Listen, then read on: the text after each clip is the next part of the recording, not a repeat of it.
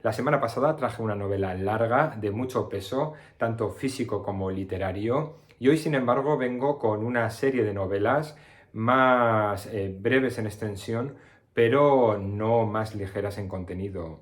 Si queréis saber más, permaneced atentos porque comenzamos. Bienvenidos una semana más a Palabra del Lector. Hola, ¿qué tal? Yo soy Alexander y una semana más os doy la bienvenida a este espacio que, como siempre digo, he creado para hablar de libros. Y como de eso se trata, hoy vengo con una serie de novelas que lo único que tienen en común es que no son novelas largas, que sus autores son autores muy conocidos y que ellas mismas por sí solas ya ocupan un lugar importante en la literatura. Si os quedáis los siguientes minutos, las repasamos y vemos por qué son lecturas tan valoradas. Y la primera novela que traigo, ya os adelanto que es de mis preferidas, no es otra que De ratones y hombres de John Steinbeck. Una novela corta, si tenemos en cuenta el resto de obras del autor. Aquí encontramos un argumento sencillo, pero con una historia detrás muy conmovedora, contada de una manera muy cuidada, como digo, con un estilo sencillo y sin muchas florituras innecesarias. Nos situamos en California, en la época de la Gran Depresión, y aquí vamos a conocer a dos hombres inolvidables que son George y Lenny. Esos dos hombres son dos jornaleros que van dando tumbos de rancho en rancho, cogiendo las oportunidades que les sale para ganarse unos dólares. Aparentemente no les une ningún vínculo familiar, pero sí comparten un sueño en común, que es algún día ahorrar el suficiente dinero para comprarse un terreno, tener su propia granja y no depender de nadie. Pero durante todo el relato se respira un ambiente de tragedia que nos hace percibir como lectores que es bastante difícil que estos dos pobres hombres lleguen a cumplir su sueño. George y Lenny son dos hombres muy diferentes el uno del otro, pero que juntos hacen una pareja peculiar. Digamos que George es más menudo de tamaño y es más astuto, es la cabeza pensante de la pareja. Tiene cierto sentido de responsabilidad hacia Lenny, le llama constantemente la atención por aquello que hace mal, pero también le saca muchas veces las castañas del fuego. Vemos que George hay veces que se dirige a Lenny de malas formas porque pierde el temple, pero rápidamente lo reconsidera, sabe cómo es Lenny y enseguida reconduce su conducta. Lenny, por su parte, es un hombre grandullón, bonachón, ingenuo e inocente, pero también es muy bruto y muy impulsivo. Es como si fuera un niño atrapado en el cuerpo de un hombre grande. Lenny muchas veces no mide su fuerza y tiende a meterse en problemas, aunque lo hace sin malicia, sin querer. Y ahí está George siempre para sacarle de todos los líos. Lenny y George viajan juntos y esto les hace ser diferentes, sobre todo en este ambiente en el que ellos se mueven, donde los hombres son muy individualistas. Es verdad que son jornaleros, que viven todos juntos metidos en un barracón, que no les queda otra que convivir, pero en el fondo son hombres que están solos. Ellos, en cambio, se repiten mutuamente, que tienen la suerte de tenerse el uno al otro. En este contexto tan deprimente, además, les da cierta seguridad y cierto confort. Ratones y hombres es una historia de amistad, de compañerismo, pero también una crítica al capitalismo, a esta situación de los jornaleros que por muchos sueños que podían tener, parecía muy difícil que pudieran cumplirlos. Pero además de estos temas, se tocan otros temas muy importantes de soslayo y de manera muy sutil, como puede ser el racismo, la situación de la mujer en el mundo rural en estos momentos, la soledad, incluso la diferencia de clases. A mí me parece un librazo, lo recomiendo al 100%. Es una historia dura, conmovedora y que en pocas páginas a mí consiguió ponerme la piel de gallina. Y tiene un final tremendo. No os dejéis engañar por el tamaño, porque De ratones y hombres es una obra muy importante. La siguiente novela que traigo a mí me encanta, no es otra que Rebelión en la Granja de George Orwell, una novela de 1945, una novela breve pero con un contenido muy potente.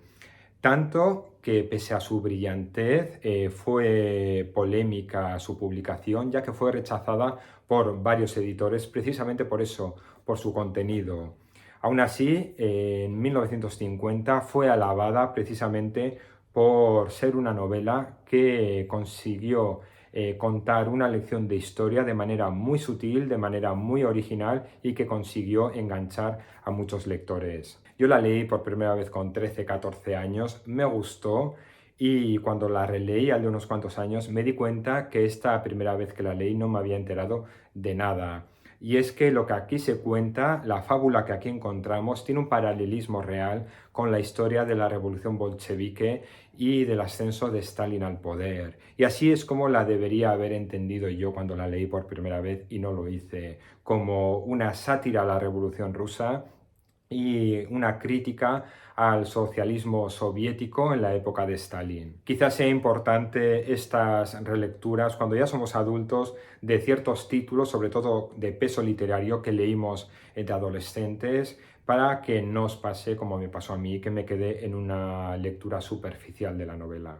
Y lo que nos encontraremos aquí básicamente es a un grupo de animales de granja, viven todos ellos en una misma granja y ya cansados de la tiranía y la explotación de la que son sometidos por parte de los humanos, deciden amotinarse, rebelarse y cumplir un sueño, que es dirigir la granja por ellos mismos. Lo consiguen expulsar a los humanos de la granja y establecer un nuevo orden organizativo. Pero ¿qué pasa? Que después de las primeras celebraciones y las primeras ilusiones, pronto se dan cuenta de que cada animal tendrá un rol y que no todos tienen los mismos derechos y obligaciones en este nuevo sistema organizativo que han creado. La idea que tenían inicial, ese sueño, no era más que una utopía y quizás el nuevo sistema de gobierno les ha llevado a una situación que no es mucho mejor de la mala situación que han dejado atrás. Es una novela que me gustó muchísimo, me parece que está narrada de forma muy original y muy inteligente. Además, termina con una frase a modo de reflexión que para mí pone la guinda a esta novela, que aunque su lectura es aparentemente sencilla y rápida, su contenido y su fondo trasciende a esta aparente sencillez. Yo, desde luego, también la recomiendo. La siguiente novela que traigo es un poco más exigente. Es una novela de 1912 y no es otra que La muerte en Venecia de Thomas Mann. Cuando os hablé de los Buddenbrook, también de Thomas Mann, os comenté que pese a la extensión de la misma, su lectura era bastante fluida y no conllevaba ninguna complicación. Más allá del tiempo que nos lleva a leer 800 y pico páginas, esta novela se lee muy fácilmente. Bueno, pues La muerte en Venecia es completamente lo contrario. Es una novela muy breve, digamos que es 7 veces más corta que los Buddenbrook, pero sin embargo nos va a exigir mucha más atención. Y es que esta novela es para leerla con calma, para apreciar los detalles de cada frase. Es un relato lleno de reflexiones y de pensamientos, donde se nos hablará sobre todo del arte y de la belleza, y de lo que de ello deriva o lo que ello provoca. Y es que aquí vamos a conocer a Gustav Aschenbach, un escritor ya maduro que ha consagrado todo su tiempo, toda su fuerza y toda su vida al arte. Es un hombre muy disciplinado, volcado al trabajo y que estará en búsqueda constante de la perfección. Este hombre, cuando le conocemos, Gustav, está atravesando un momento de agotamiento tanto físico como mental. Parece que su cuerpo le pide un cambio de aires para poder renovarse y de manera poco planeada acaba en Venecia. Llegar a Venecia supone para Gustav un soplo de aire fresco. Como buen observador que es, se va fijando en todo, en edificios, en los canales, en las calles y en las personas. Y precisamente en esto se fija, en un grupo de personas, cuando está sentado esperando en el comedor del hotel donde se aloja y ve a un adolescente que llama poderosamente su atención porque su apariencia, su físico representa el canon de belleza perfecto para Gustav. Este joven, que como digo encarna el ideal de belleza que Gustav considera perfecto, comienza a obsesionar al escritor porque cómo poder plasmar en palabras lo que emana esta belleza, lo que él está observando, pero no todo será belleza alrededor de Gustav. Vemos también que hay mucha alusión a la muerte en este relato, porque se hace referencia a enfermedades, al miedo, al desasosiego que se vive en Venecia en estos días, precisamente por eso, por una enfermedad. Y este contexto, sumado a esta espiral obsesiva del escritor, nos dará pie a tener un texto lleno de reflexiones, de pensamientos y de mucho significado. La muerte en Venecia no es, en definitiva, una lectura fácil. Yo creo que nos va a requerir, o a mí por lo menos me requirió de mucho esfuerzo. Aquí Thomas Mann nos va a mostrar los últimos años de la Belle Époque, la época gloriosa de Europa antes de entrar en la Gran Guerra. Recomiendo su lectura, es una buena obra, es un título importante de un autor importante, es un título de referencia, pero no os dejéis engañar por el tamaño y si habéis leído los Buddenbrook, no os dejéis engañar por este estilo, porque esto no es lo que nos vamos a encontrar aquí. Bueno, y termino con un título del que poco voy a hablar, porque supone mi lectura actual y no voy ni por la mitad. Pero como es una novela que cumple un poco esta premisa de novela corta y en este caso de un autor muy importante, la quería mencionar aunque sea. No es otra que Noches Blancas de Dostoyevsky, que la dejo por aquí porque la estoy leyendo en digital. Es una obra temprana del autor y se nota. Aquí vamos a conocer a un joven soñador, pobre y solitario, sobre todo eso solitario, y que un día caminando por la ciudad se encuentra con una joven accidentalmente y entabla una breve conversación con ella, pero esta conversación, aunque breve, le sirve a él para ver atisbos de signos que él relaciona con el amor.